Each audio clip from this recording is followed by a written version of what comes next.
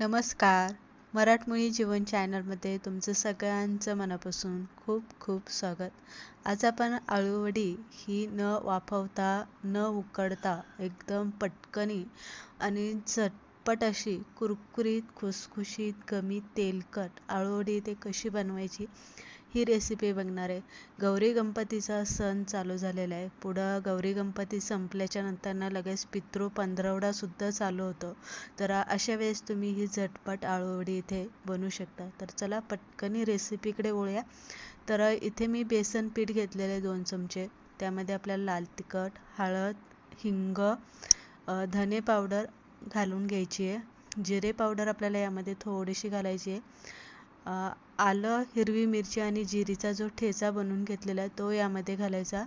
ओवा आपल्याला यामध्ये हाताने थोडंसं चोळून घालायचा.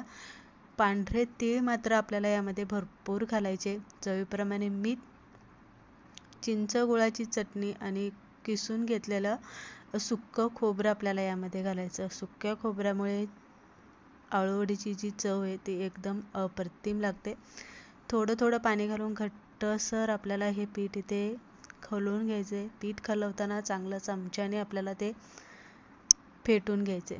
आता ही आळूवडी बनवताना आपण ही उकडणार नाही किंवा वाफवून सुद्धा घेणार नाही. त्यामुळे अशा पद्धतीची आळूवडीची जेव्हा तुम्ही रेसिपी बनवणार आहे तेव्हा ही पानं छोटी छोटी घ्यायची आणि शक्यतो ही पानं कवळी घ्यायची. म्हणजे छोटी पानं ही जास्त निबार झालेली नसतात, कवळी असतात, म्हणून आपल्याला छोटी पानं इथे घ्यायची. लाटण्याने आपल्याला ह्या पानांच्या ज्या शिरा आहे त्या अशा मोडून घ्यायच्या, म्हणजे आळूवडी व्यवस्थित रोल बनतो. आता एक पान जेव्हा आपण पुढच्या साईडने टाकतो तेव्हा दुसरं पान आपल्याला उलट्या साईडने टाकायचं आणि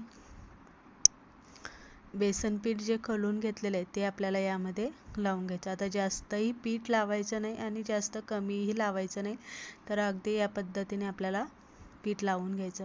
आता इथे आपण उकडणार नाही आहे किंवा वाफवणार नसल्यामुळे अगदी फक्त 4 पानांचे थर आपल्याला इथे लावून घ्यायचे. म्हणजे 4 पानं एकावरती एक ठेवून आपल्याला पीठ लावून घ्यायचं. यापेक्षा जास्त पानं घ्यायची नाही, नाहीतर आळूवडी जी असते वडी ती जाड होते आणि व्यवस्थित आतमधनं भाजली जाणार नाही, शेकली जाणार नाही. म्हणून 4च पानं घेऊन आपल्याला रोल इथे बनवून घ्यायचा. आता इथे पानं कुठेच आपल्याला दुमतायची नाही आहे. जशी आपण आथरून घेतलेली आहे, पीठ लावून घेतलेले तशीच आपल्याला ती रोल इथे बनवून घ्यायचा. व्यवस्थित कडमेऱ्याने चिटकून घ्यायची आहे. शक्य वाटेल तिथे आपल्याला या पद्धतीने बेसन पीठ लावून घ्यायचं आहे. पुढचा भागसुद्धा व्यवस्थित आपल्याला पिठाने कवर करून घ्यायचा आहे या पद्धतीने. आणि त्यानंतर आपल्याला काय करायचं आहे, आता ही बनवली की साईडला अजिबात ठेवायची नाही आहे. ही लगेच आपल्याला इथे तळून घ्यायची.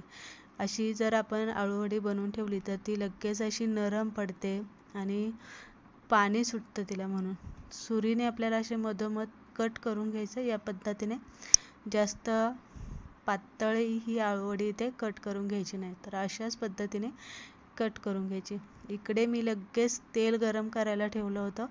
हे तेल जास्त गरम करायचं नाही आहे आणि गॅस आपल्याला मोठा ठेवायचा नाही, तर गॅस बारीक ठेवायचा आणि बारीक गॅसवरती आळूवडी आपल्याला इथे चांगली अशी फ्राय कुरकुरीत होईपर्यंत तळून घ्यायची.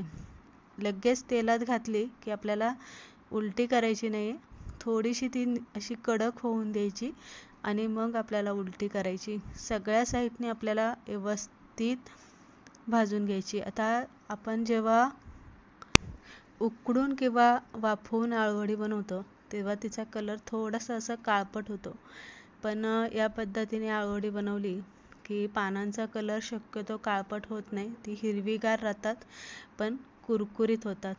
तेलातनं आळूवडी बाहेर काढताना मात्र गॅस मोठा करायचा. तेल चांगलं तापलेलं पाहिजे आणि मग आळूवडी आपल्याला झाऱ्याने काढून घ्यायची. म्हणजे आळूवडी तेलकट अजिबात होत नाही. तर अशा पद्धतीने आपण इथे सर्व आळूवड्या इथे बनवून घेतलेल्या आहे. तेलकट झालेलं नाही, तेलामध्ये अजिबात सुटलेल्या नाही आहे. आणि दुसरी गोष्ट म्हणजे कलर तुम्ही बघशाल, हिरवागार असा कलर राहिलेला आहे. एकदम मस्त खुसखुशीत अशी आळूवडी एकदम बनवून तयार झालेली आहे. अशा पद्धतीने आपण झटपट असं आळूवडीची रेसिपी बघितली, आवडली तर लाईक